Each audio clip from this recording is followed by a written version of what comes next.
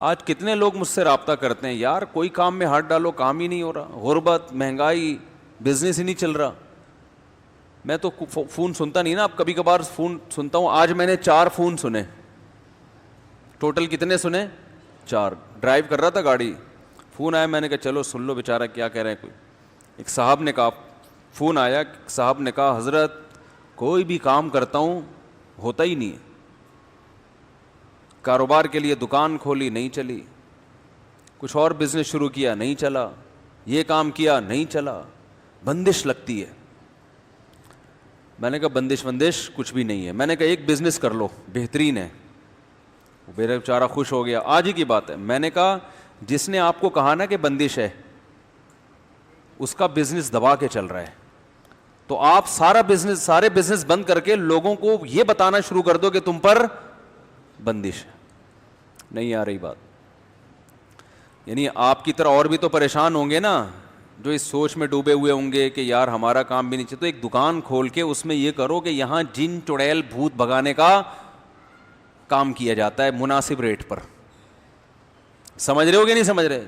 جتنا تگڑا جن ہوگا ریٹ اس کے اسی حساب سے، جتنی پاورفل بندش ہوگی تو اس کو کھلوانے کے لیے اس کے ریٹ اسی حساب سے۔ تو میں نے کہا یہ والا بزنس چلے گا آپ کا۔ تو میں نے کہا جس نے آپ کو کہا نا کہ بندش ہے، اس کا بھی کوئی بزنس نہیں چل رہا تھا، اس لیے اس نے آپ جیسے لوگوں کو بندش کے نام پہ لوٹنا شروع کر دی۔ تو جب میں نے جس اسٹائل سے کہا نا، وہ ایک دم کہکا لگا کے ہنسا۔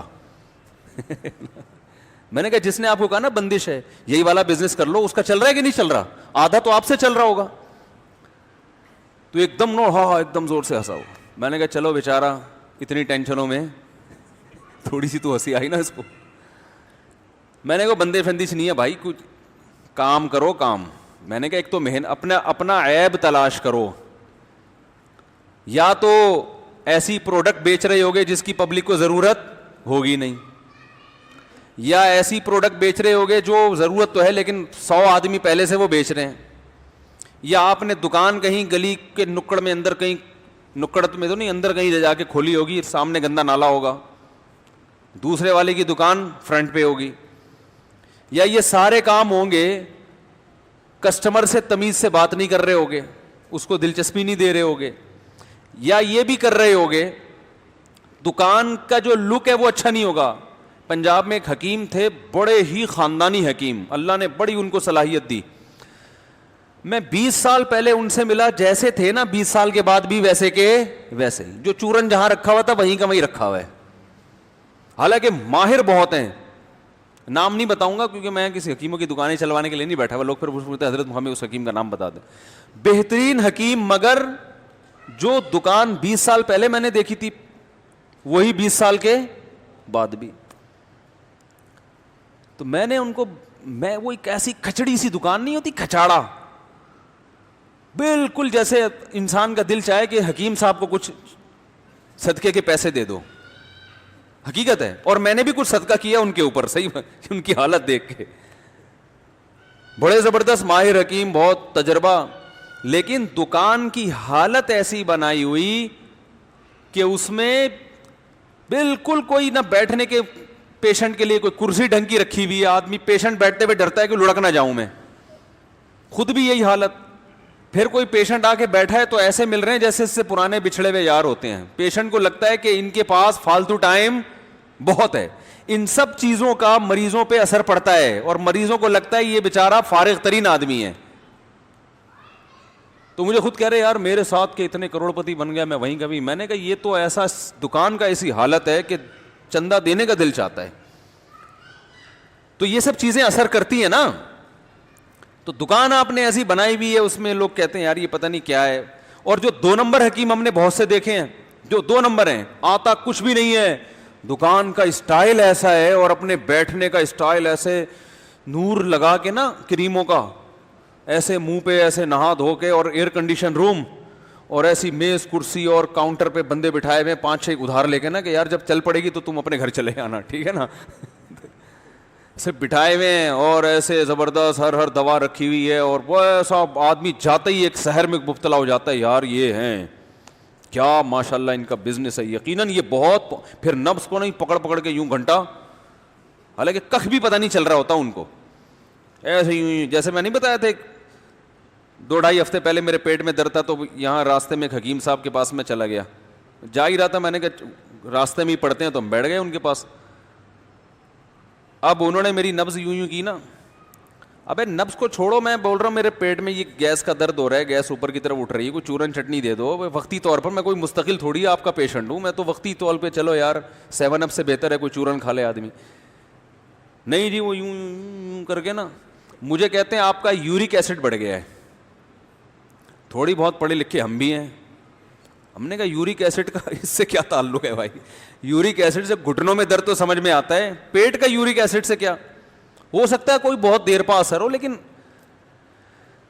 تو وہ پھر میں نے کہا, اور میں نے یورک ایسڈ کا ٹیسٹ بھی کرایا ہوا تھا کچھ دن پہلے, میں نے کہا تو بالکل کلیئر ہے. انہوں نے کہا تو روزانہ اوپر نیچے ہوتا ہے.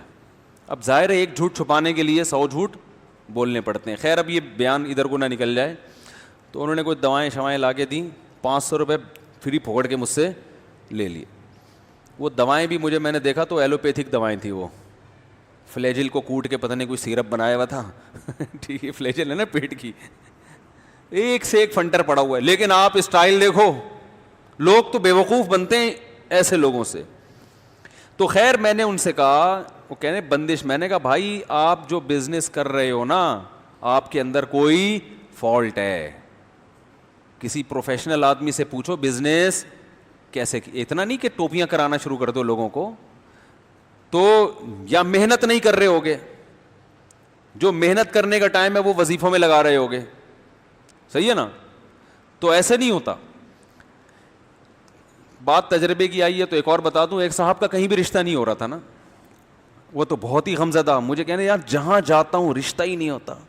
میں نے کہا اسی منہ کے ساتھ جاتے ہو جو ڈیزائن آپ کا میرے سامنے ہے, رونے دو. کہہ رہے ہاں میں جا کے کہتا ہوں یار لڑکی والوں کے سے کہتا ہوں بھائی میرے کوئی شادی نہیں کر رہا, تو میں چاہتا ہوں آپ کی بچی سے میری شادی ہو جائے.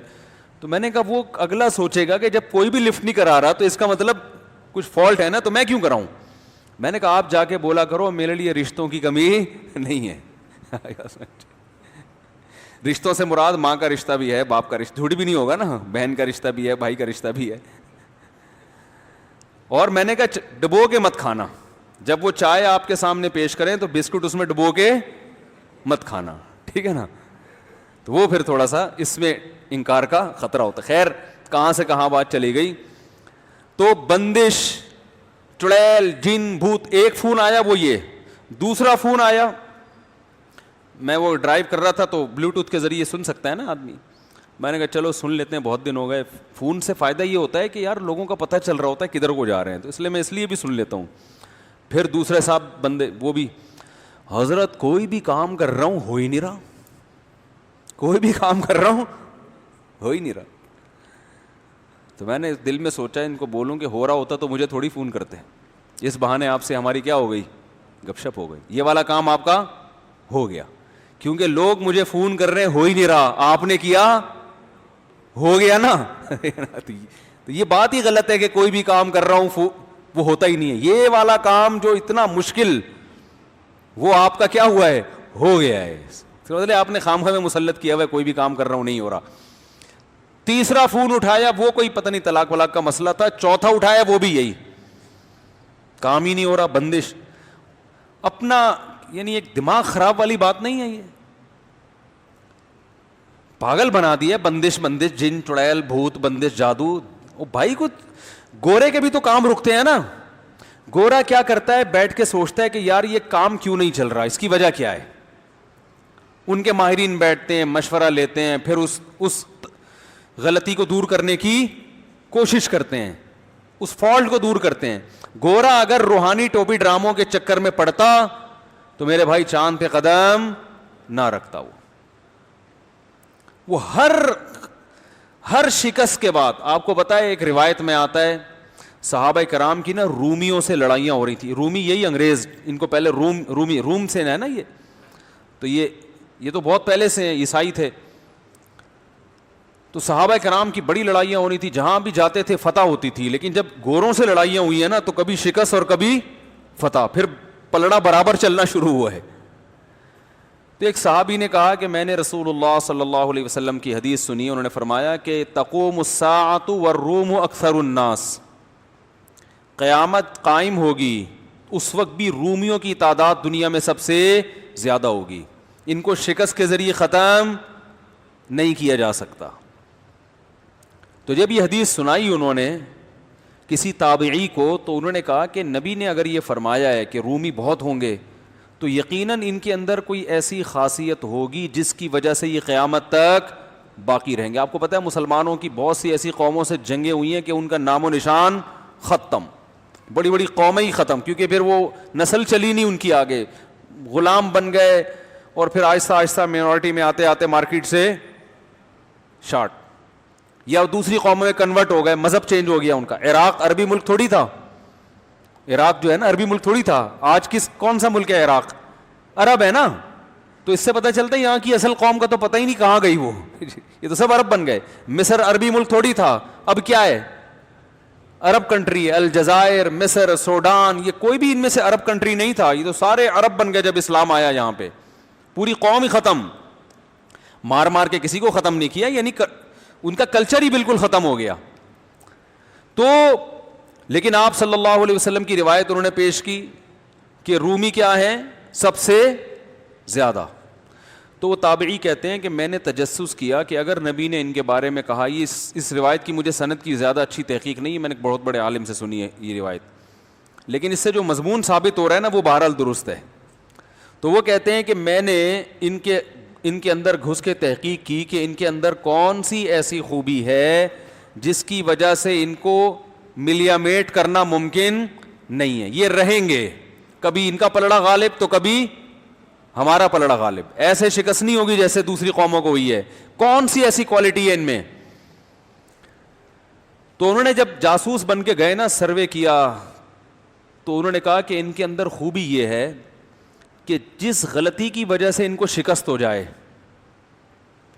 دوبارہ اس وقت تک جنگ نہیں کرتے جب تک اس غلطی کی تلافی نہ کر لیں. یعنی ایک غلطی کو دوسری مرتبہ, بولو نا بھائی, نہیں دہراتے. بات آ رہی ہے سمجھ میں؟ وہ دیکھتے ہیں یہ فالٹ یہ کہاں سے پیدا ہوا ہے, یہ ہوا کیوں ہے, اس غلطی کو دوبارہ نہیں دہرائیں گے. اور اب میں آگے اس پہ اپنا تبصرہ کر رہا ہوں اس روایت پہ. مسلمان کے تنزل کا نتیجہ یہ ہے کہ ایک غلطی کروڑ, 100 کا لفظ ہلکا ہے, کروڑوں مرتبہ کرے گا, اس غلطی کی تلافی کی کوشش نہیں کرے گا. استخاروں میں نکالے گا اپنے ٹائم کو, وظیفوں میں نکالے گا, روحانی ٹوپی ڈراموں میں برباد کرے گا. ایسے ایسے لوگوں کے حالات سامنے آ رہے ہیں. او بھائی تم سے ایک غلطی ہوئی ہے تو سیکھو تو صحیح کچھ اس سے کہ اب یہ نہیں کرنی. میں کورونا کے موضوع کو ختم کر چکا ہوں, لیکن ایک مثال کے لیے, جس گھر میں کورونا سے موت ہوئی ہے نا, وہ کمبخت بھی احتیاط نہیں کر رہے. مر گئے, ان کا باپ مر گیا, ماں مر گئی, بھائی مر گیا, بہن مر گئی, مگر کہہ رہے یہودی سازش ہے. یار تمہاری قسمت میں خدا کی قسم ترقی نہیں لکھی, تم یہ فضول باتیں کرتے کرتے ہی دنیا سے مر جاؤ گے. تم لوگوں کے جنازوں سے عبرت حاصل نہیں کر رہے, تمہیں ابھی بھی بتانا پڑ رہا ہے کہ یہ ایک حقیقت ہے. بھائی کتنا ٹائم ویسٹ ہوتا ہے نا ایک چیز سمجھانے میں. باقی دنیا کو دیکھو, حکومت ایک اعلان کرتی ہے, ڈاکٹر اعلان کرتے, پوری قوم ایک جگہ جمع ہوتی ہے کہ نہیں ہوتی؟ ہر ملک میں ہو رہا ہے, پوری قوم ایک جگہ. جہاں مسلمان ہے نا وہاں 6 قسم کے مسلک سامنے آئیں گے. پہلا مسلک یہ کہ ہے ہی نہیں, یہ سرے سے کوئی مرض ہی نہیں ہے, سب بنایا ہوا ہے, ڈرامے بازی. او بھائی تو کیا محقق ہے کہ WHO میں بیٹھتا ہے تو کیا جا کے؟ ابے WHO تو ویسے ہی یہودیوں کی تنظیم ہے.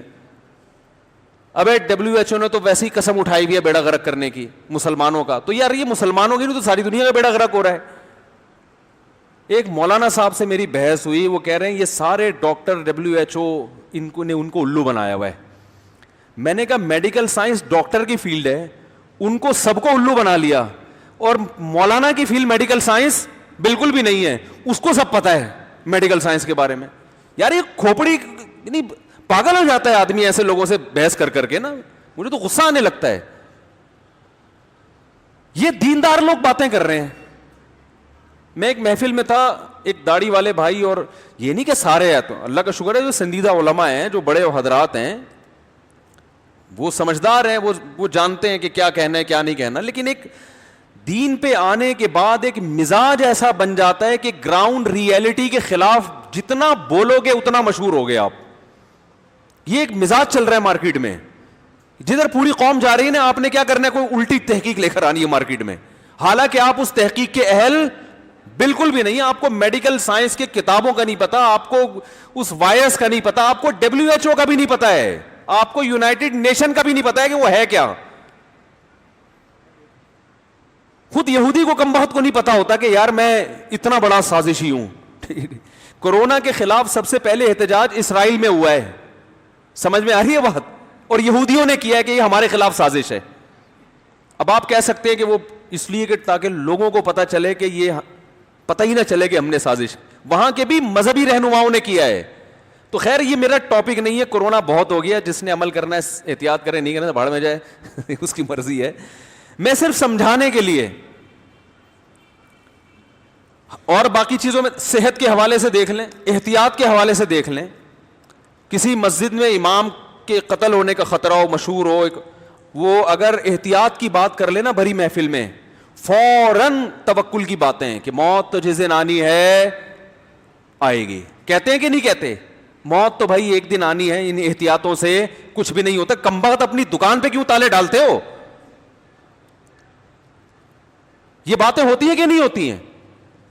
گورا احتیاط کرتا ہے. آپ کو پتا ہے جب امریکہ کا صدر پاکستان آ رہا تھا, 5 منٹ کے لیے آیا تھا صدر مشرف سے ملنے کے لیے, اس نے کہا تھا پاکستان میں سیکیورٹی پر, مجھے آپ کی سیکیورٹی پر اعتماد نہیں ہے, ایئرپورٹ کی لائٹیں بند ہوں گی, 5 منٹ سے زیادہ ٹھہروں گا. اس وقت حالات بہت ٹف چل رہے تھے, تو وہ پوری احتیاط کرتے ہیں. امریکہ میں اگر یہ اسمبلی جو ابھی موجود ہے کسی دھماکے سے اڑ گئی, آلٹرنیٹ اسمبلی ان کے پاس پہلے سے موجود ہے. نہیں آ رہی بات, کیونکہ وہ کہہ رہے ہیں اس بات کا امکان ہے کہ اسمبلی میں کوئی دھماکہ اور پوری کابینہ اڑ جائے, اگرچہ بہت سخت سیکیورٹی ہے, لیکن کہہ رہے ہیں اس سیکیورٹی کو توڑنا بھی, ورلڈ ٹریڈ سینٹر گر گیا نا, وہ کہہ رہے ہیں اس کا ممکن ہے. تو اگر ایسا ہوا تو ملک تو حکومت سے کیا ہو جائے گا, کوئی کابینہ نہیں ہوگی, ملک میں تو بدحالی ہو جائے گی. تو اس کا انہوں نے اتنے ذہین ہیں, اس کا پہلے سے انتظام کیا ہوا ہے کہ بالفرض ایسا ہوا ہے کہ ان کو پتا ہے کہ 100 سال میں بھی ایسا نہیں ہوگا, لیکن اگر ہو گیا تو کیا ہوگا. آلٹرنیٹ کابینہ ہے کہ اگر یہ مر گئے تو فوراً یہ لوگ ہیں جو ملک سنبھالیں گے. ہمارے یہاں کسی بندے سے پوچھو تو اگر مر گیا تو تیری بیوی بچوں کا کیا ہوگا, وہ کہے گا جس اللہ نے آج تک مجھے کھلایا میرے بیوی بچوں کو بھی وہ کیا کرے گا, کھلائے گا. بہت اچھی بات ہے, جب تجھے اللہ کھلا رہا ہے, کیا گھر میں بیٹھے بیٹھے تیرے منہ میں آگے نوالے ڈل رہے ہیں, یا تجھے اللہ رکشا چلانے سے کھلاتا ہے, ریڑھی لگانے سے کھلاتا ہے, تو ان کو اللہ بیٹھے بیٹھے کیوں کھلائے گا بھائی. آپ اپنی ذمہ داری پوری کرو, اس کے بعد اللہ پہ کیا کرو, توکل, کہ میں نے اللہ اپنی ذمہ داری پوری کر دی ہے, اب تیرا کام ہے.